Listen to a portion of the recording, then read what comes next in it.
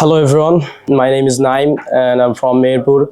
I came here in English Fantasy for my IELTS journey, and I came here 2 months ago, and I have already finished my basics, and right now I'm doing my IELTS course here. About 20 days I have finished. The condition of English Fantasy and the environment of English Fantasy is really good, and I will suggest you guys to come here, and you will see the environment, and you will really amazed viewing this environment. Actually, my dream is to go Canada.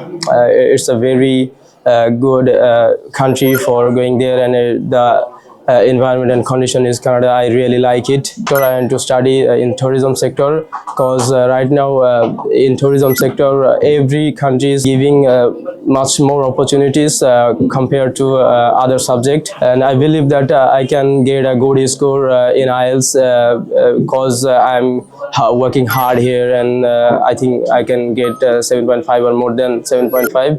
Actually, it's not a difficult thing. I think we have done many academic levels, so it's very easy. I will suggest people to come here and don't have to hesitate. And if you put your 100% here, you can get a desired result. And thank you everyone.